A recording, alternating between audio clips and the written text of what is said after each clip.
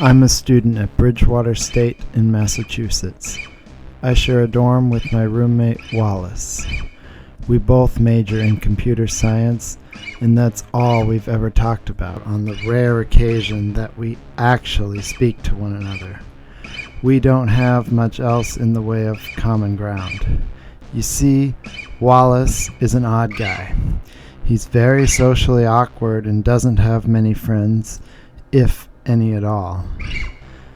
I've only ever seen him talking to his professors, and one time, the janitor.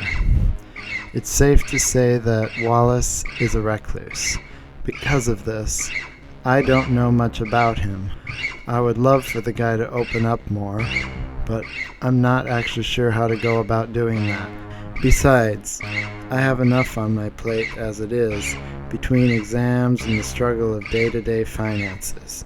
As cliche as it might sound, ramen is a popular meal on campus. Another one of Wallace's quirks is his obsessive-compulsive nature. He conducts himself in a very specific manner, and his daily routine is mapped out to a T.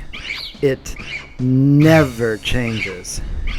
When he wakes up, he brushes his teeth, making sure to gargle and spit exactly 3 times.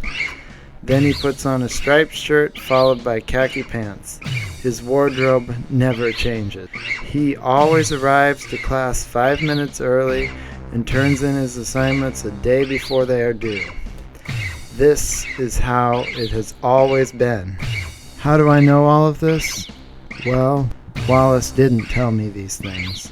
I don't think he's even aware that his routine is a byproduct of his OCD. I'm not claiming to know exactly what causes Wallace's actions, but I do minor in psychology. It's just something I've picked up on during the 2 years I've lived with the guy.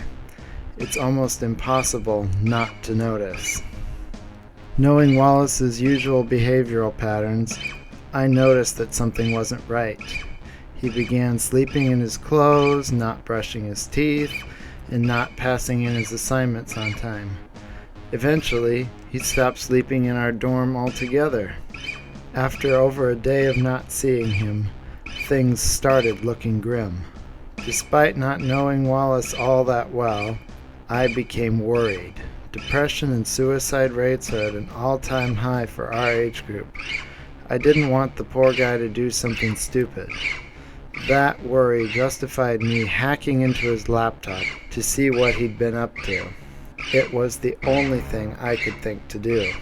In finding his laptop and turning it on, I felt like a fool. The thing was as clean as a whistle, at least to my eyes. You see, though I pride myself in my tech know-how, I'm only a script kiddie, and Wallace is a far more adept hacker. It was safe to say that I wouldn't find a shred of evidence as to where he might be or what he'd been doing. No journal entries, no browsing history, no nothing. Feeling anxious, I thought about any other potential ways to continue my hunt for the truth. That's when something clicked. Like I said before, I sometimes saw Wallace talking to the janitor in the halls. He was the only person I had ever seen him speak with at length. It was possible that he would know something about Wallace's state of affairs. Later that night, I exited my dorm and wandered the halls. Eventually, I found Chuck, the janitor. I tried to be gentle when confronting him, as he had his back to me and was known to be hard of hearing.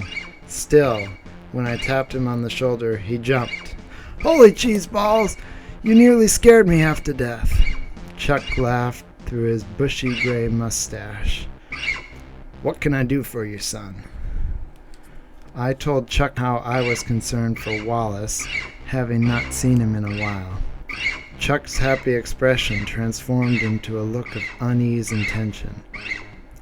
He seemed to know a bit more than I did. "Well, here's the thing. Wallace is a good kid and we do chat from time to time. I happen to know where he might be, but I couldn't feel comfortable blurting out the details of his social life to anyone who asked. even if you are his roommate. Social life? Wallace doesn't have a social life. I pressured Chuck into letting me in on the secret. I really laid it on thick, expressing a great deal of concern for Wallace's well-being. Being the nice old janitor that Chuck is, he eventually gave in. Okay, I understand. Just please don't tell him that I told you. Okay? I nodded, eagerly awaiting him to reveal Wallace's whereabouts. Wallace has been feeling really down lately. He got no one to talk to but me.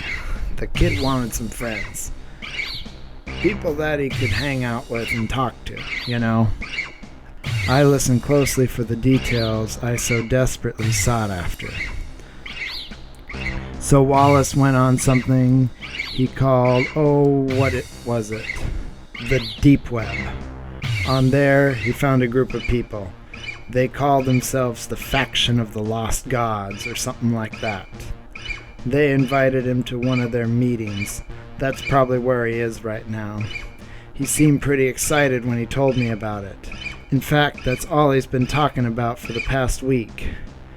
There. That was it. That was the bit of info I needed, the key to finding Wallace. I thanked Chuck and gave him a goodnight wave as I ran back into my dorm room. From the sounds of it, Wallace got himself involved with another group of people who share in his interests, and eventually they invited him to hang out in real life. I had their quirky name, the Faction of the Lost Gods, and that's all I needed to find them on the deep web myself. Soon enough, I would be able to find my missing roommate. It took quite a while, tracing through link after link after link in the Tor network, but I finally managed to find a deep web forum pertaining to the so-called faction. It contained nothing but a description and a series of videos. Here is the description as it appeared on the site. Welcome to your new belief system. We are the Faction of the Lost Gods, and we are here to help. There are 7 educational videos on this site, each tailored to a specific belief that we want to share with you. You are asked to watch these programs to understand our doctrine. If you make it to the last one, you will be invited into our den. The summary was bizarre, but nothing less than what I'd expected. Scrolling further, I noticed that the videos were titled similarly. Day 1, Day 2, and so on. Naturally, I watched them. The whole series reminded me of old wartime propaganda. It was made in the style of a vintage cartoon starring a wolf as the main focus. Not a normal wolf, but a cartoon caricature version of one. Picture a character similar to Wile E. Coyote, but only more like a werewolf. In each video, the wolf learned a new clan value from the campy male narrator. Not unlike old cartoons, the wolf comically goes against the narrator's wishes and suffers the consequences before learning his lesson. Every video ends with the narrator saying, "Join the faction. You never have to feel alone again." I guess that was the selling point for Lonely Wallace. I will share a bit of the transcript from each video along with any points of interest.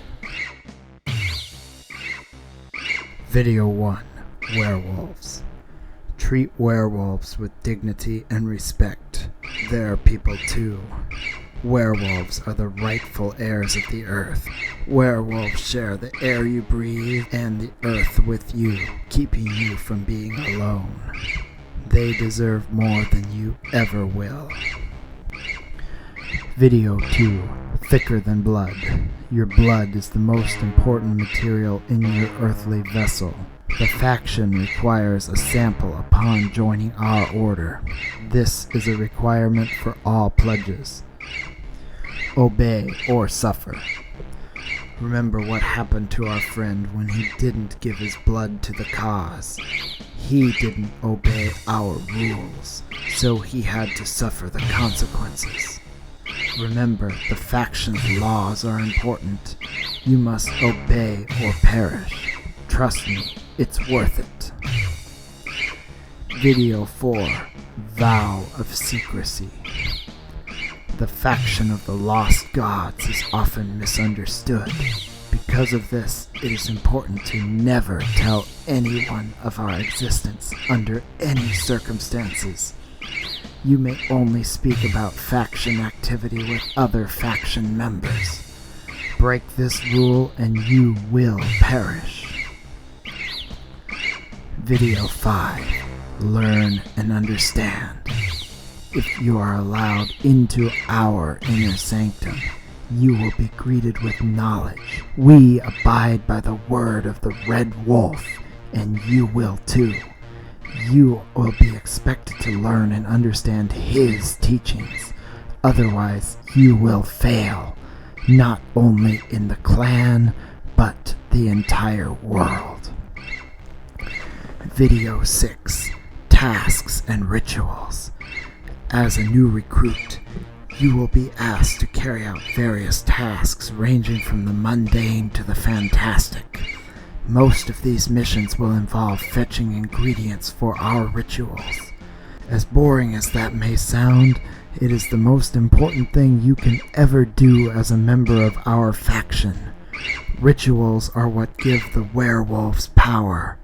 Without this power, we cannot hope to rid the world of what plagues it. Video 7. Mortals. When accepted as a full faction member, you will no longer be considered human. You will be a werewolf. From that point forward, you are discouraged from any and all human interaction unless it is deemed necessary to the cause. Humans are vile, filthy, disgusting, and dangerous creatures. We seek to exterminate them once and for all. Any human who knows of our existence and isn't deemed worthy enough to join must be eaten. Werewolves are your only friends. The content of the videos was incredibly jarring. I almost couldn't believe that such a cult could actually exist, let alone that Wallace would join them. He must have been really lonely.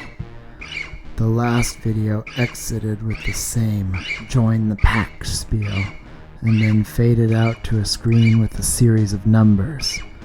I assume this was my invitation into the den, perhaps an encrypted set of coordinates leading to the clan's lair. That, I thought, must have been where Wallace had gone. I wrote down the code and immediately started doing some research to begin cracking it. Just as I was in the thick of things, something hit me. One of the videos stated that you couldn't talk to anyone about the clan under any circumstances. But Wallace talked to Chuck. That didn't make any sense. Wallace was a stickler for rules. Another fact hit me. The video stated that you could talk about the clan activity only with other clan members. What if Chuck was one of them? Chuck could be stationed at the college to recruit members, and he simply nudged Wallace in the right direction. He could have been playing dumb with me when I questioned him. So either Chuck was a faction member, or Wallace broke a cardinal rule. Neither theory held much water. If Chuck was a member, then why would he have told me anything without either recruiting or killing me? And if Wallace was so eager to be accepted into a strict cult, why would he disobey their wishes? I couldn't make much sense of either angle. I eventually gave in to the notion that perhaps Wallace simply disregarded the rules in lieu of his excitement. He was finally going to have friends, so he had to tell someone. This didn't completely sit well with me, but I had to get back to cracking the code. I didn't have time to dwell on uncertainties. Just then, there was a knock at my dorm room door, followed by a voice. "It's Chuck, the janitor. I'm here to clean your room." Chuck never cleaned dorm rooms. That wasn't part of his job. "I'm all set," I yelled. Hoping he would leave me be, the knocking ceased. There was a long stretch of silence followed by a soft metallic creak. The doorknob was turning.